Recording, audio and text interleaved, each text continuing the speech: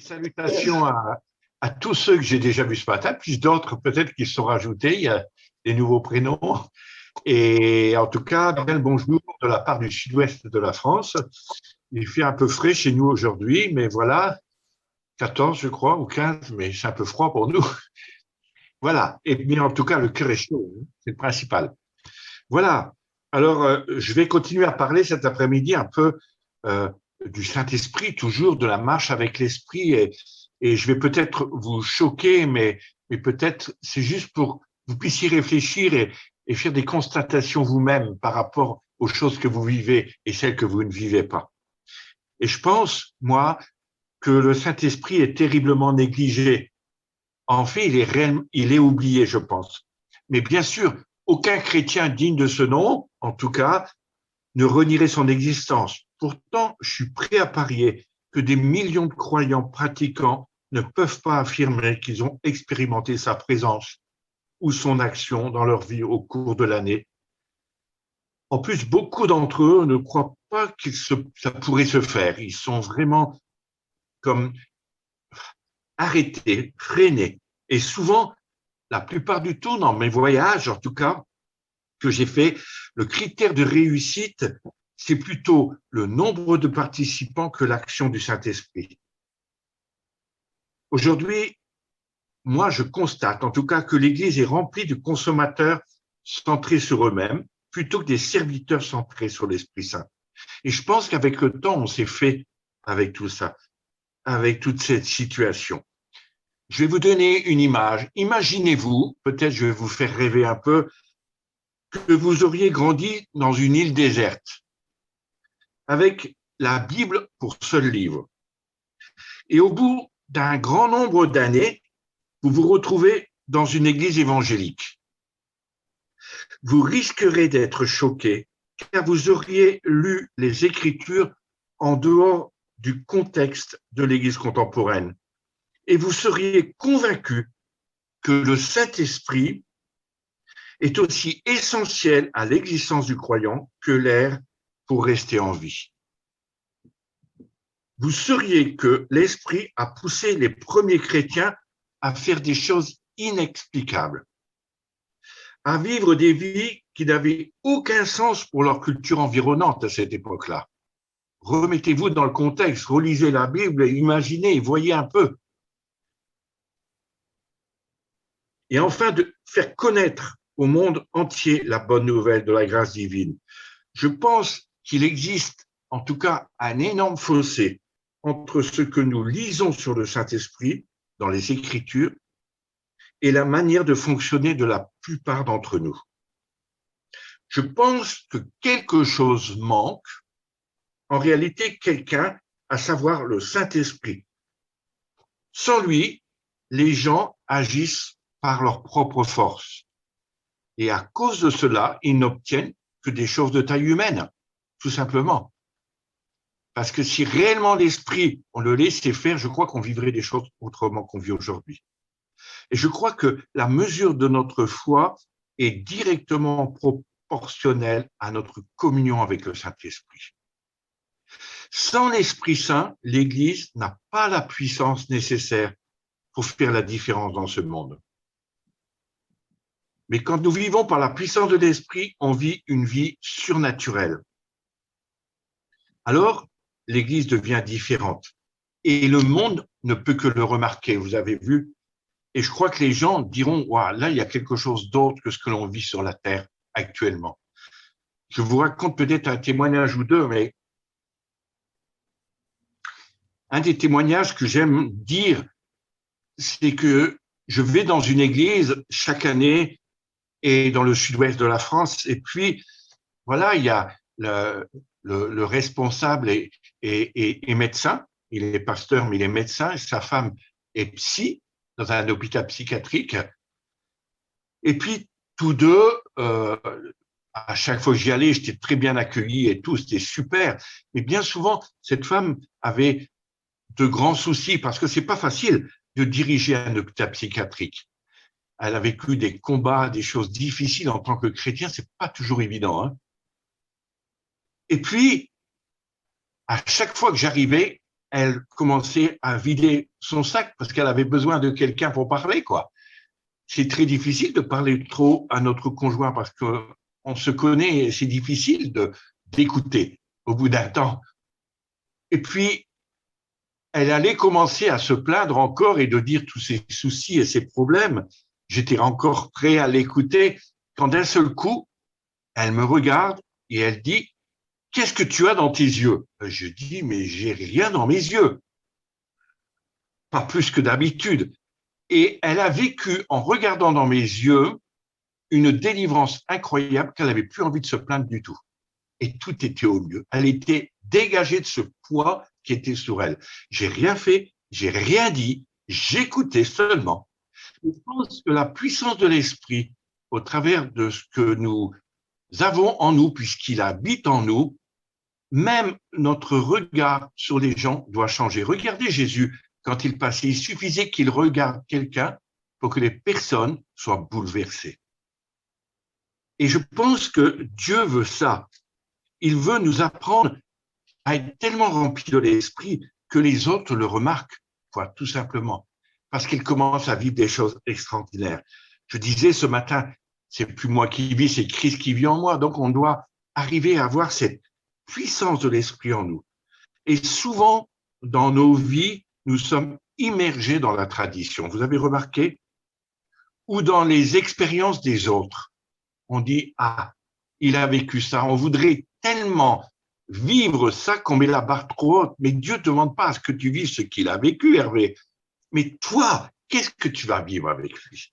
Et je pense qu'on a besoin d'être bousculé dans des idées boiteuses ou fausses qu'on a accumulées depuis longtemps. Par exemple, quand vous lisez la Bible, est-ce que la Bible vous parle? La plupart des gens, ils disent, je comprends rien. Ça, c'est terrible d'entendre ce mot-là. Mais relisez Hébreux 4.12. Et dans Hébreux 4.12, il est parlé que la parole de Dieu est comme une épée à double tranchant qui vient séparer ce qui est jointure de moelle. Ça veut dire qu'elle nous ouvre les yeux sur des réalités spirituelles qu'on n'a rien compris. Et c'est un bon exercice, je pense, pour tous ceux qui sont immergés dans les cultures d'église depuis longtemps. On a pris des habitudes, n'est-ce pas? On s'appuie sur les autres, alors que c'est nous qui devrions vivre quelque chose. Si le pasteur a bien prêché, ah, ça nous a fait du bien, mais c'est pas dit que ça va changer quelque chose. Et je pense que quand vous lisez la Bible, relisez Hébreux 4.12, il dit, la parole de Dieu va être comme une épée pour toucher le fond de mes entrailles, pour me montrer ce qui doit changer, transformer dans ma vie, pour que je devienne un instrument puissant. Vous voyez, c'est personnel. Relisez la Bible et laissez parler l'esprit au travers d'elle. Je crois que nous devons réexaminer notre foi, vous croyez pas? Rappelez-vous un petit peu, les Juifs de Bérée. On dit dans la Bible qu'ils ont été cités en exemple parce qu'ils examinaient tout ce qui leur était enseigné. Ils n'écoutaient pas seulement, mais ils regardaient si c'était en accord avec ce qui était écrit. Vous avez ça dans Actes 17, 11. Et aujourd'hui, je pense que vous écoutez ce que je dis, comme vous le faites avec tous vos responsables, mais en fait, vous n'examinez pas si c'est juste ou pas juste. Moi, ce que je vous dis, je vous demande de l'examiner. C'est important. Reprenez la parole de Dieu. Regardez. Je suis sûr qu'il y aura des choses qui vont changer en vous après. C'est tellement important. Relisez la Bible en laissant de côté tout votre savoir, tout ce que vous avez appris pour écouter l'esprit, mais pour vous, personnellement. Qu'est-ce que Dieu veut? Qu'est-ce qu'il dit? Et quand on regarde Actes au chapitre 1, versets 4 et 5, Actes 1, 4 et 5, c'était après sa mort et sa résurrection. Il leur recommande de rester à Jérusalem et d'attendre le Saint-Esprit. Vous savez qu'à cette époque, les disciples ne savaient absolument pas quoi ou qui attendre, ni comment ça allait se passer. Allez vous mettre là et attendez. Alors, je pense qu'ils attendaient en espérant le beau cadeau que Jésus leur avait promis, quoi. Quel cadeau il va nous faire en étant là-haut? Alors, ils ont été là, mais ils s'imaginaient pas qui allait arriver. Je crois pas. Et ça a dû être, comme dans Acte 2, le choc de leur vie, quoi. Vous imaginez cette promesse qui s'accomplit d'une façon telle que les disciples ont été certainement très choqués. Vous vous imaginez que d'un seul coup, sur votre tête, des flammes de feu viennent quand vous êtes tous rassemblés. Je crois qu'il y en a qui diront « arrière de moi, Satan ». Peut-être, je ne sais pas ce qui peut se passer dans nos cœurs, parce qu'on n'aura pas eu l'habitude de vivre ça. Vous comprenez, pour eux, c'est bien ça qui s'est passé. La puissance de l'esprit était libérée de manière totalement inédite. Jésus n'avait pas expliqué ce qui allait se passer. Il a dit, vous mettrez là et vous attendrez. Si nous lisons et si nous croyons réellement à ces récits, on s'attendra beaucoup plus du Saint-Esprit. J'en suis convaincu. Il faut croire en ce que la parole dit. La parole de Dieu est la vérité. Et à rien d'autre, vous pouvez le tourner dans tous les sens. Elle est la vérité. Je pense que nos églises peuvent croître sans lui. Soyons honnêtes. Je vais vous choquer encore. Réunissez un orateur charismatique très fort qui va faire les deux côtés de l'estrade en criant très fort. Une équipe de louanges talentueuse. Quelques événements créatifs et branchés. Et les gens vont fréquenter votre église, c'est sûr. Mais cela ne va pas signifier que le Saint-Esprit agit activement dans leur vie de ceux qui viennent. Cela ne veut absolument pas dire que les gens sortent de là émerveillés par Dieu et poussés à l'adorer. Ils ont tendance à décrire la qualité de la musique. Waouh, qu'est-ce qu'il a bien joué, hein? Ou la prédication plutôt que la raison principale qui les motive à se retrouver. Je crois que c'est tellement important. Je vais vous raconter quelque chose que j'ai vécu aussi. J'étais dans une ville où c'était une église AD. Bon, voilà, c'est comme ça que c'était là. J'y vais pas souvent, mais là, il m'avait invité. Je lui ai même dit, vous êtes sûr que vous voulez que je vienne? Il m'a dit, oui, on m'a recommandé, il faut que tu viennes. C'est une église, il y avait plus de 600 personnes dans cette église. Moi, je trouvais que c'était déjà une belle église, n'est-ce pas? Et puis, cet homme m'a invité, il me dit de parler. Alors, le premier soir, bon, c'était dur un petit peu, lourd. J'avais du mal, les gens n'avaient pas l'habitude de ce que je partageais. Puis le deuxième soir, le samedi, le deuxième dans la journée, avec l'après-midi et le soir, l'onction commençait à monter de plus en plus. Puis on arrive le dimanche, le culte. Alors là, c'était plein à craquer, tout en bas et tout en haut, parce qu'entre deux, j'avais eu des paroles, les gens sont venus, ils ont voulu écouter, ils avaient soif, je comprends. Et puis, je suis en train de partager, puis Dieu me dit, Hervé, retourne à ta place. Quand vous entendez ça, que l'onction est là, que la puissance de Dieu est là, Dieu dit, Hervé, retourne à ta place. Je dis, oh non, c'est pas possible. Il faut que je prie, mais tu vas demander à celui qui dirigeait la louange de venir avec sa guitare, et lui, c'est tout. Et il va jouer. Alors, je préviens le pasteur au loin de l'estrade, il était devant, et il me dit, non, tu peux pas faire ça, quoi. Pour lui, il y avait tellement la présence de Dieu. Mais je crois que les gens, ils venaient pour Hervé, quoi. Hein. C'est comme ça que Dieu voulait défier.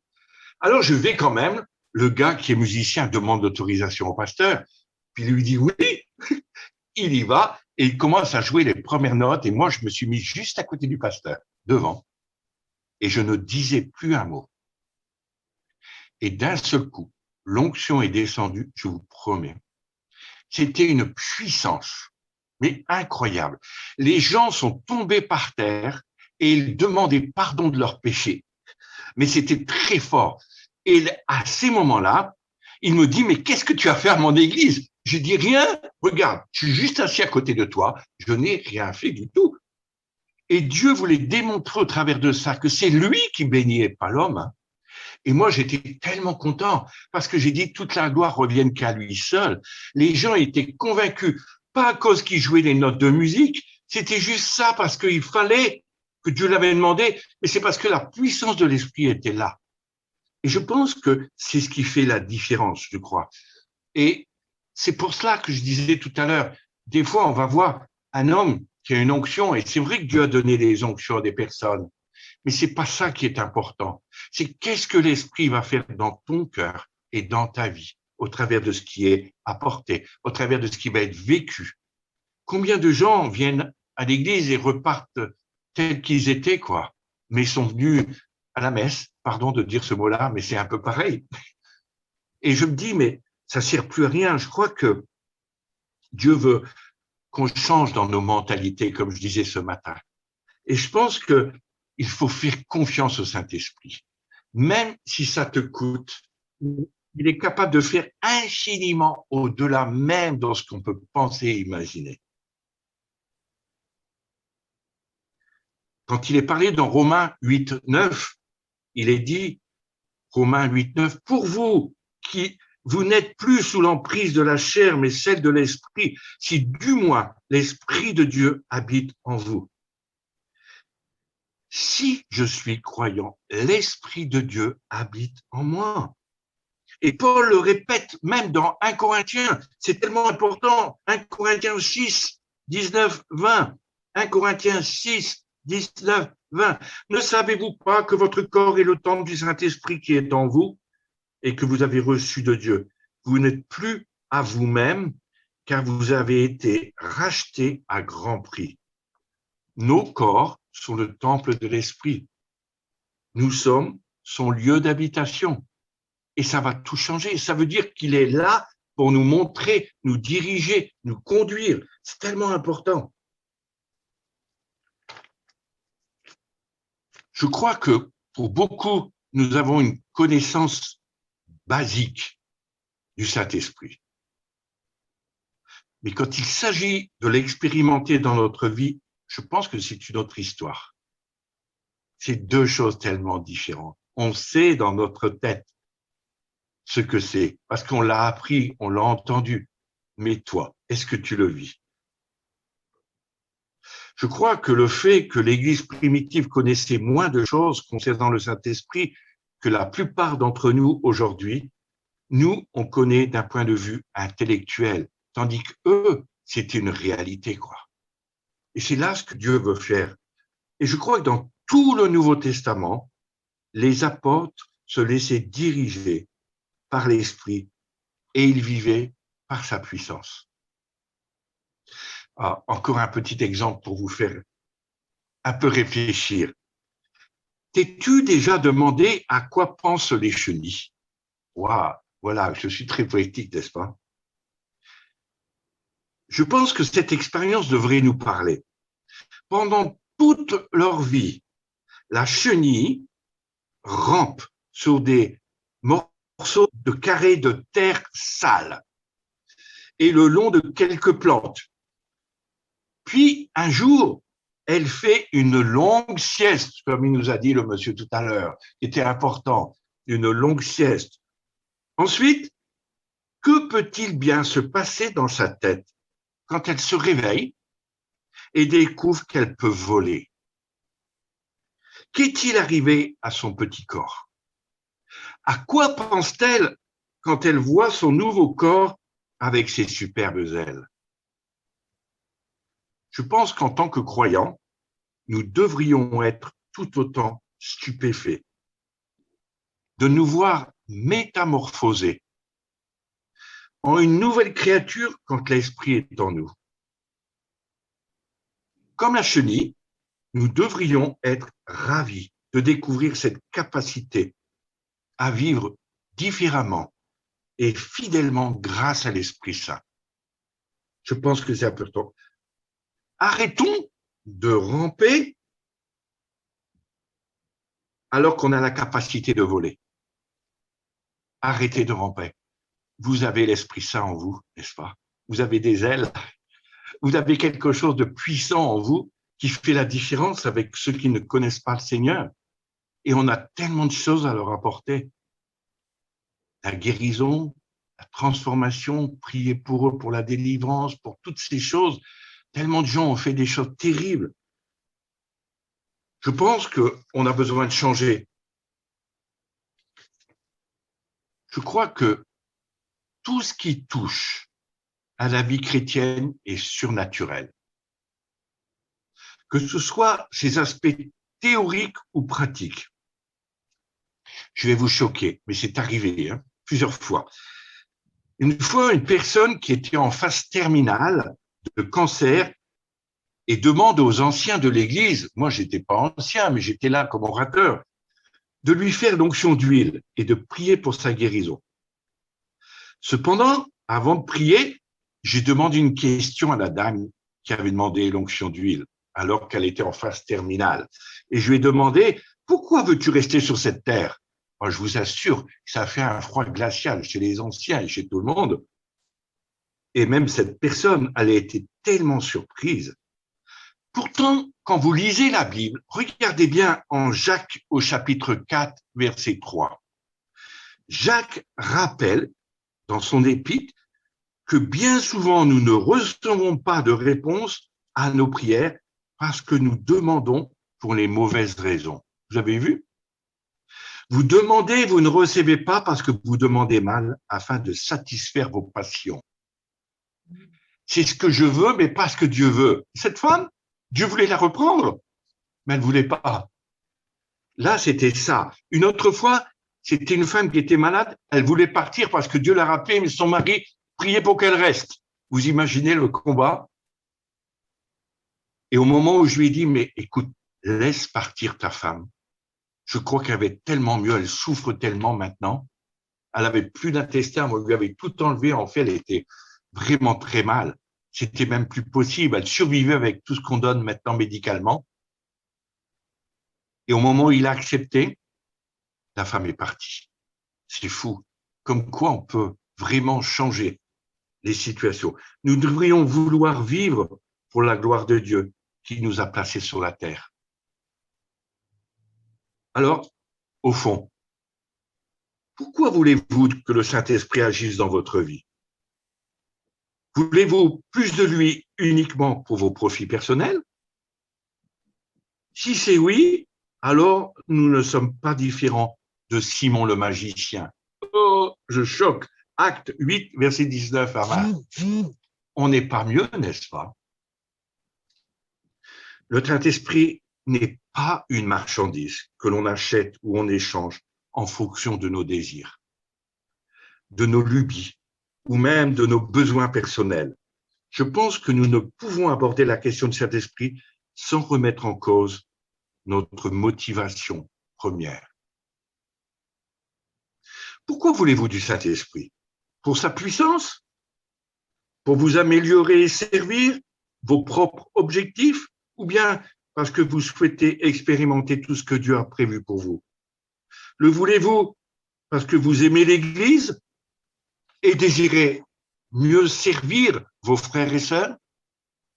Je crois qu'on a tous des raisons pour désirer la puissance de l'Esprit, la présence de cette puissance dans nos vies. Quand vous relisez 1 Corinthiens 12, il dit qu'à chacun, la manifestation de l'Esprit est donnée pour l'utilité commune. Je pense que c'est drôlement important. Tout a été donné pour l'utilité commune. Alors, là, il y a un truc qu'il faut que j'enlève. Voilà. Ces dons, toute cette puissance est donnée par Dieu comme il veut, à qui il veut et comme il le veut. On n'a pas à être jaloux. Dieu donne. C'est pas notre décision, c'est ce que Dieu veut. Moi, j'ai jamais demandé à avoir cette onction du ministère prophétique. Jamais, jamais. Des fois, je dis, Seigneur, j'en voulais même pas. Pourquoi tu m'as donné ça? Ça coûte trop cher, quelque part. Ça coûte de tout de la vie. Les gens voient un aspect extérieur, mais je crois que, ah là là. Je crois qu'il est clair que nous ne devrions pas les utiliser, ces dons, pour nous vanter ou nous distraire. Dieu les donne à chacun selon ses plans et sa volonté. Et sa volonté est bonne, agréable et parfaite. Vous comprenez ça? C'est bon pour l'édification de l'Église. C'est leur seule raison d'être.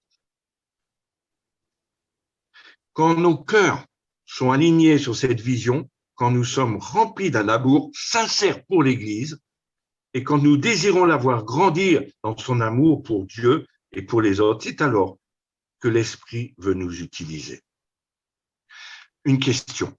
Sur une échelle de 1 à 10, quelle note donneriez-vous à votre amour pour l'Église? Waouh! Grande question. Vous y réfléchissez, vous vous posez la question. Je ne vous demande pas de réponse, mais c'est tellement important. Le Saint-Esprit a donné à chacun une capacité surnaturelle pour servir les personnes que Dieu a placées autour de nous. Et tu es à un endroit, c'est parce que Dieu l'a voulu. Qu'est-ce que je dois y faire? Arrête de te lamenter. Mais qu'est-ce que l'Esprit me demande de faire? Moi, je crois que Dieu sait où il nous amène et où il nous envoie. Vous savez, l'apôtre Paul désirait ardemment aller au ciel, mais il était partagé à cause de son amour pour l'Église. C'est fou, ça.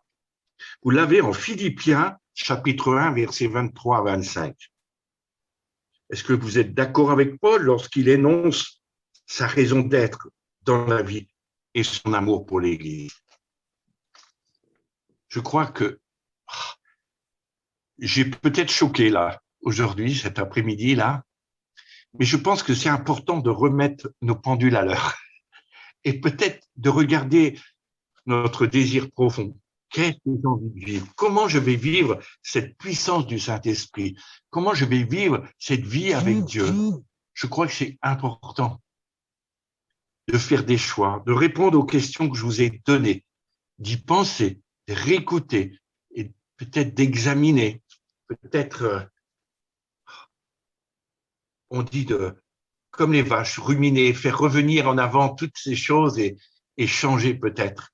Je crois que tout changera si notre vie est transformée. Et si on commence à vivre les choses de l'esprit, je pense qu'il y aura un amour tel pour les autres que même tout le reste va disparaître. Et je pense que c'est vrai qu'il y a beaucoup de personnes qui vivent des fois des difficultés parce qu'ils n'ont pas connu cet amour. Alors ils reportent ces difficultés sur leur vie d'église. Mais si Dieu est prêt à vous remplir de son amour pour vous restaurer, vous guérir et apprendre à voir les autres comme lui les voit. Des fois, dans les paroles que je donne, il y a des gens qui sont un peu choqués parce qu'ils ont fait une analyse humaine sur des personnes et ils n'ont pas vu ce qu'il y avait de précieux dans le cœur de cette personne. Alors ils disent, mais nous, on aurait envoyé promener cette personne, tu la connais pas. Mais Dieu dit, il est encore possible de racheter cette personne et de la faire rentrer dans la présence du Père. Qu'elle change, qu'elle devienne un instrument de bénédiction pour beaucoup. Et je pense que si son amour nous envahit notre regard des autres, et même de l'Église, des frères, des sœurs, on n'est pas toujours d'accord avec tout le monde, parce qu'il y en a, on n'a pas d'atome crochu, mais Dieu nous a placés au milieu d'eux, c'est pour les aimer et les aider, les comprendre. Peut-être qu'eux aussi ont des soucis et des problèmes. Alors, je crois que Dieu est en train de nous changer pour vivre cette dimension puissante du Saint-Esprit avec lui. Voilà, j'ai parlé vite un peu, ça va, vous avez bien suivi. Je pourrais en raconter beaucoup de choses avec tout cela, mais je pense qu'il y a un début, une fin à toute chose et j'aimerais juste vous rappeler tout cela parce que c'est important pour les années dans lesquelles on est en train de rentrer aujourd'hui. Il faut que le peuple de Dieu soit à la hauteur. Il faut que chaque chrétien, individuellement, ait une relation avec son Dieu autrement que sur l'appui de ce que les autres ont vécu. Mais vivre vous-même. Quand j'ai parlé d'Hébreux, quand vous lisez la Bible, il n'y aura pas votre pasteur avec vous, ni un ancien, mais c'est vous et Dieu.